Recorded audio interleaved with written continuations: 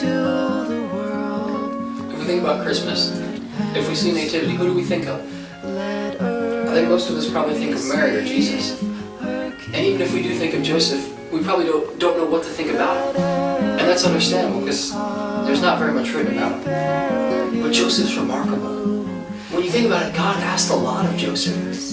I think we just don't notice because Joseph took it so well. But God told Joseph to take Mary as his wife, even though she was carrying a baby that wasn't his. That was risking Joseph's reputation in the community. And then God told Joseph to take Jesus to Egypt to protect him. But that meant leaving behind his career, his house, his friends, his whole life. And Joseph just did it. He obeyed. God didn't explain things, he just said go. It'd be hard to blame Joseph if he was confused or if he doubted or if he didn't know what to think.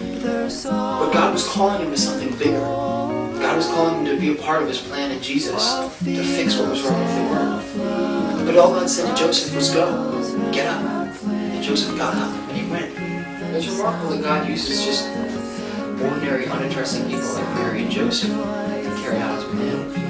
And it's amazing to read Matthew's Gospel at the beginning of the New Testament, because he talks about all the events that God was putting in place in just perfect timing, right when Jesus was being born.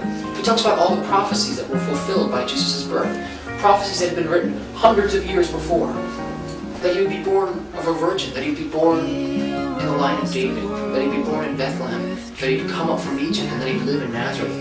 Those were just the beginning of dozens of prophecies that Jesus would fulfill in his life and in his death.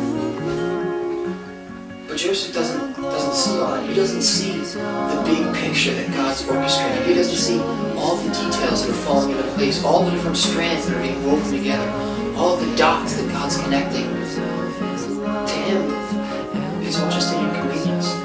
It's all just messing up his plans, things not the way he meant them to be. There's no way that was easy for Joseph. But he obeyed and he was faithful. And God used Joseph. Not because he needed to, but just because he chose to. And I think a lot of times we probably feel the same way Joseph felt. We look around us and things don't go the way we want them to. Things don't go according to plan. Things are hard. Maybe we see injustice, or we see suffering. We think, God, where are you? God, what are you doing? That's hard, but I think the truth is, just like Joseph, we don't see the big picture. We don't see God's bird's eye view. The Bible says, now we see dimly, but then we'll see face to face. So when we see Joseph in the nativity, what do we think of? Is he just some extra there to balance out the photo op around the manger? Is he the stand-in father?